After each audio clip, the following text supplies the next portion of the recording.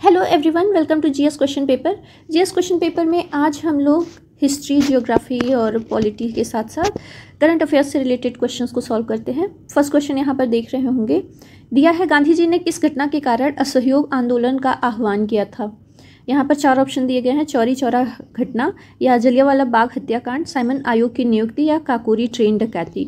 इन चारों में से आप लोग अपना आंसर गेस करिए। इसमें से जो सही आंसर होगा, किस कारण से असहयोग आंदोलन का जो आह्वान किया गया था, इसमें कई कारण सम्मिलित थे। कुछ कारणों के नाम आपको बताते हैं, जैसे कि रॉलक एक्ट जो 1919 में आया था, इसके साथ साथ जलियांवाला बाग हत्याकांड, बी ऑप्शन हम लोगों का यहाँ पर सही होता है, ये एक कारण था। पंजाब में जो मार्शल लॉ लगाया गया था वो भी एक कारण था।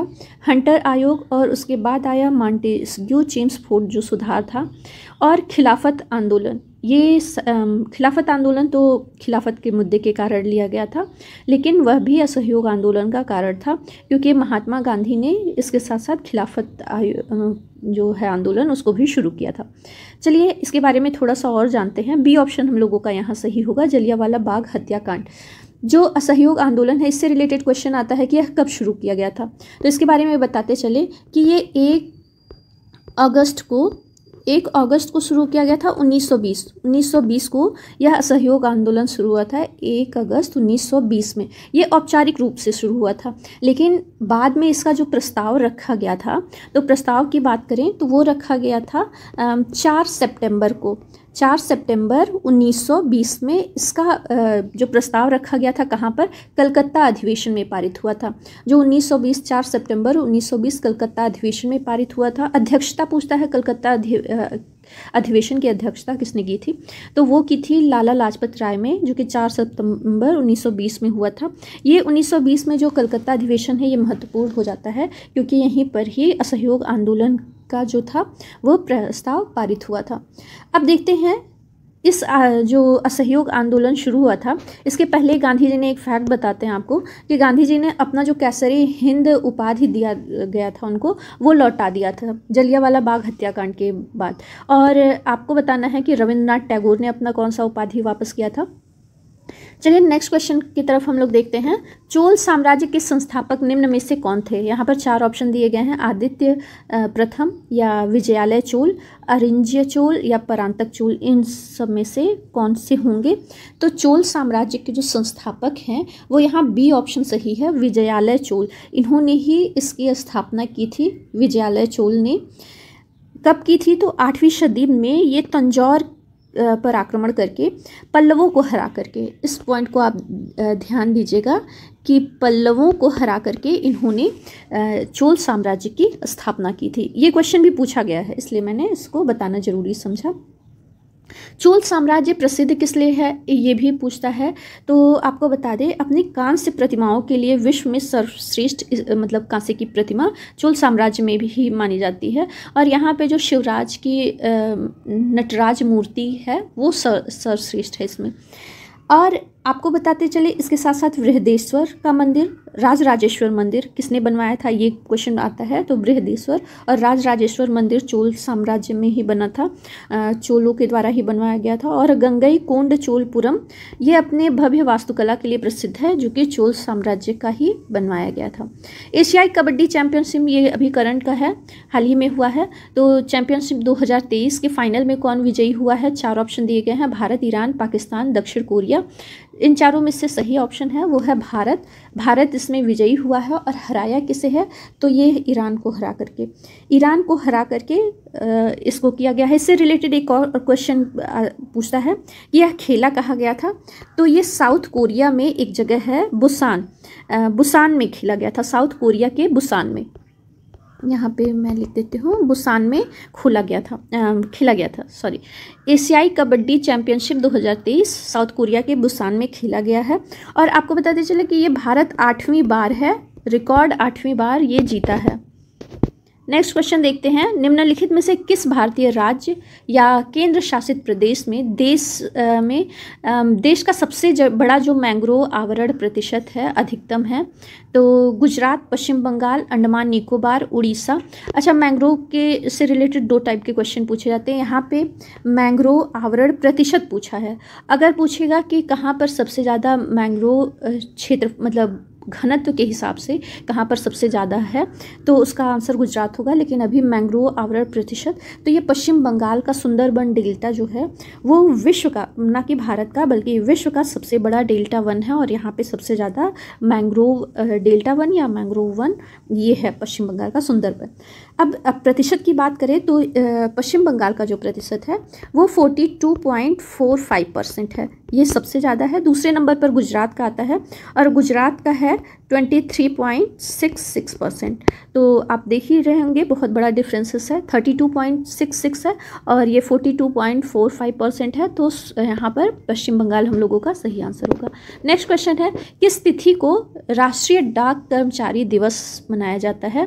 कर्मचारियों के अथक प्रयासों को आभार के स्वरूप में व्यक्त करने के लिए और पहचानने के तरीके के रूप में मनाया जाता है।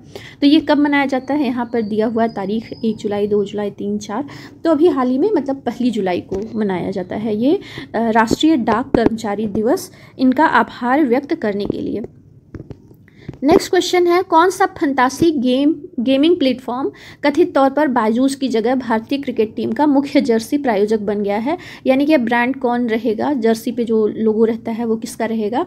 क्रिक पे या MPL या ड्रीम 11 या भारत पे? तो यहाँ पे गेमिंग प्लेटफॉर्म की बात हो रही है तो ड्रीम 11 इसका ऐड भी आता रहता है, तो ये ड्रीम 11 ही है गेमिंग प्लेटफॉर्म जो अब बायजूस की जगह लेगा। किसकी जगह लेगा? तो बायजूस की। ऑडी में प्रबंधन बोर्ड के नए मुख्य कार्यकारी अधिकारी यानी कि CEO के रूप में किसे नियुक्त किया गया है? तो प्रबंधन बोर्ड के कार्यकारी या फिर CEO के रूप में है मार्क्स ड्यूसमैन। यहाँ पर बी ऑप्शन, सॉरी मार्क्स ड्यूसमैन नहीं है, गॉर्नेट डॉलनर है, यहाँ पर गॉर्नेट डॉलनर हैं। और ये किसकी जगह पर लेंगे? तो ये जगह लेंगे मार्क्स ड्यूसमैन की, इनकी जगह लेंगे। ये फिलहाल में है मार्क्स ड्यूसमैन और इनकी जगह पर अब होंगे गॉर्नेट डॉलनर। चलिए अब नेक्स्ट क्वेश्चन की तरफ हम लोग देखते हैं। उस अभ्यास का क्या नाम है जो भारत में सबसे बड़ा हवाई अभ्यास होगा?